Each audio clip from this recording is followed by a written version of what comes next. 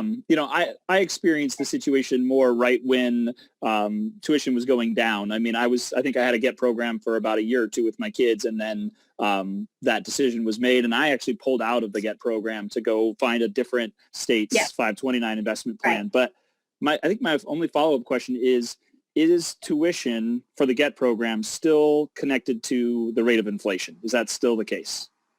Well, it's not tuition for the GET program. I mean, the legislature directs the tuition growth. So, it's their policy. It's the legislature's policy on tuition growth. And so that is technically still what their policy is. And so the program responds to the direction of the legislature. And that's how it grows. Now, when you have, GET is wonderful when you have really young children, because time is on your side. You know, like I've got a 2.5-year-old grandson and a 10-year-old grandson. The 10-year-old has had a GET account by default because I was saving the money in my account until he was old enough, until he was even born, because anyway, we don't need to go there. But these kids are so small at this point that I'm comfortable with that, because even if tuition is growing small, the pot is still there.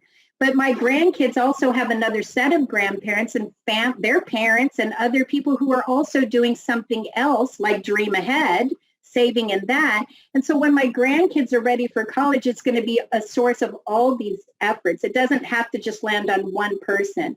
Now, I think, when you said that you're one that pulled out, there was actually a very small group of people who were kind of like, you were caught in this like whirlwind, because you couldn't go this way and you couldn't go that way, knowing that, feeling like, oh, this is solid, I feel really good. And your only option really to know that at least I'm moving to someplace that I have more comfort with. We didn't have Dream Ahead at the time.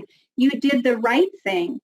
I mean, there was no way, if you had no assurance that, at a 2% increase, what that was going to look like, So we did our very best to make sure that people had all that they could to make the decisions that fit best for their families, and not feel like they were, GET was the only thing, because it's not. And even today, a family who's got children as they're progressing, my 10-year-old grandson, the minute he hits about eighth grade, first year in high school, we no longer put money in GET. We will now funnel that money somewhere else, because the tuition growth may not be enough to catch up for new money going in. So it's always been one of those things to make sure that people are really looking at doing a variety of things alongside a 529 plan, and GET has its place for people, but not for everybody. I hope that helps. Yeah, I hope my tone didn't.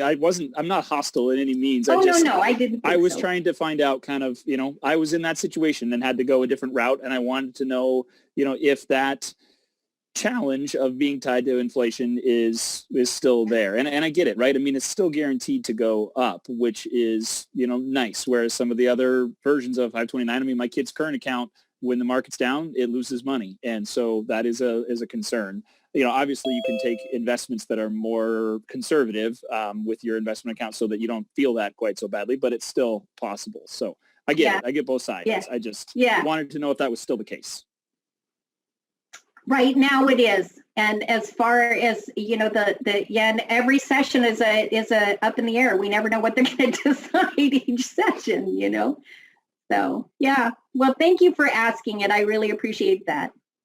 And good to get that information, because it's one of those things that you can't just type the answer, because it loses so much like really good content and understanding, in that it really is something you have to dialogue. So, yeah.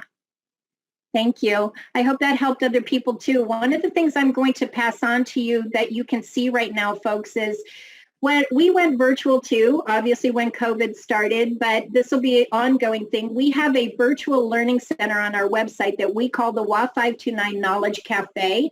Now, this is where we post all of our monthly live webinars. So we do this one, which is called Getting to Know the GET Program and the Dream Ahead Plan. I do a gifting webinar. We have a variety of other ones, using money, drawing money, talking to family members, things like that. But we also started a little mini video series that we call 529 and 5 to 9.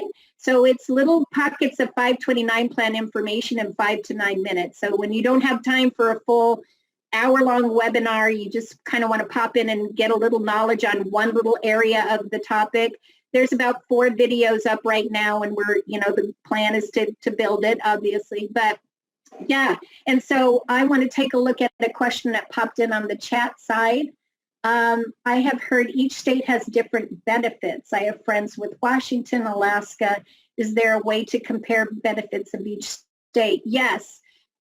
One of the resources that I mentioned at the very beginning, which was the College Savings Plan Network, and they are the independent source of all 529 plans nationwide. They have a feature on that website where you can compare plans from state to state. Now, a couple things to keep in mind as you're going to do that. Now, when you say benefits, there are some benefits. There are things about 529 plans that are the same across the board. It doesn't matter what state plan it is. It doesn't matter what type of 529 plan it is. Where your kids can use that money and what they can use it for are going to be the same kinds of benefits from plan to plan and state to state. Now, when you are looking at comparing, remember what I also talked about at the beginning, which is there is prepaid 529 plans and traditional 529 plans. You can't compare the two because they operate differently. Their values and how they grow are different. So that's like trying to compare an apple and an orange, right? So when you're doing that kind of comparison, make sure that you're looking at a traditional type of 529 plan to another traditional type of 529 plan. You're looking at them that way.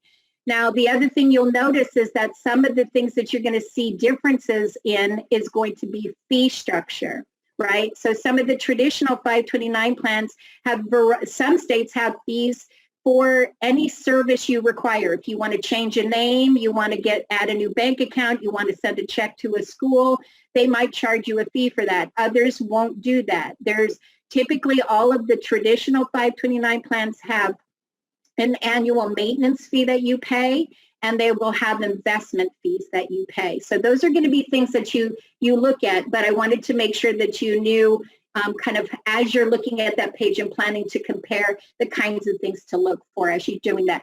Now, College Savings Plan Network, and you'll get the slide deck so you'll be able to hyperlink right to it when you go to that resource. Thank you for asking.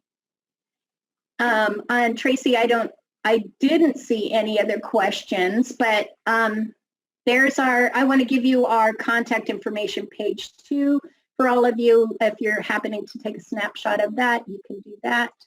Thank you. Yeah, thank you for saying thank you, and thank you for having me. I mean, we're coming up to the 5:30 hour, and I want to be mindful too of everybody's time because it might either be time for dinner or walking the dog. One of those two things has got to be a priority, right? Well, I want to make sure you did get the last one. Sorry, Jackie, it popped me out. My internet went down in the middle of this, and so I just popped back in. Did you see the one about the investment company? Yes. Okay.